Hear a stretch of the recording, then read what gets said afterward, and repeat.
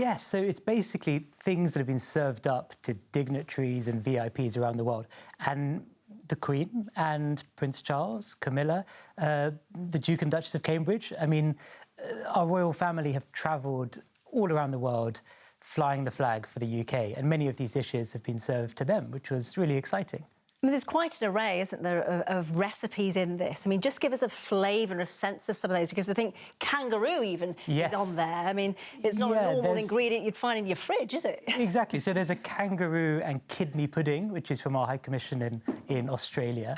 And I really like that sort of fusion concept because it's a British classic, steak and kidney pudding, with a local meat. There's loads of fusion dishes. So there's a rendang beef Wellington from Malaysia, which is, again, a British classic, beef Wellington meets rendang, which is beef rendang, a real Malaysian classic dish. And then there's British classics and then sort of more local, authentic dishes in there as well, but all of them in one way or another celebrating Britain, celebrating Her Majesty the Queen, celebrating the royal family and British diplomacy as well, and the role that food plays in British diplomacy. Are the royals themselves known for being foodies?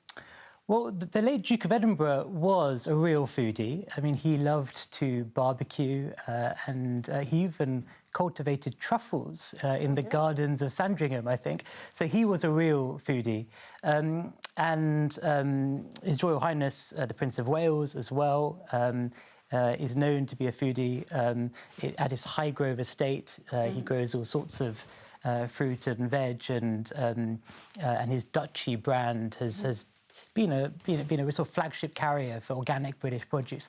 How easy are these recipes to recreate? Because some recipe books, you have to be a super chef and you have to have 100 different ingredients. And we've tried to make them deliberately inclusive and accessible. So, they are things that absolutely people can make for their street parties come the Jubilee weekend in June. I mean, the whiskey bread and butter pudding from Washington is, a really simple bread and butter pudding that everyone knows how to make, but with Scottish whiskey added in. And there's another drink one that I'm interested in, the Queen's breakfast martini. What's in that, and how often does she drink it?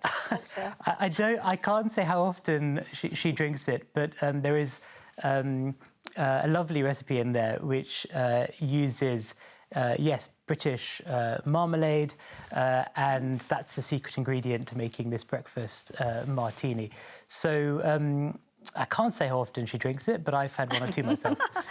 Gosh, you've certainly whet our appetite. A cornucopia of culinary delights then. Thank you so much for joining us and talking us through that. Ameer Kotecha, thank you. Thank you.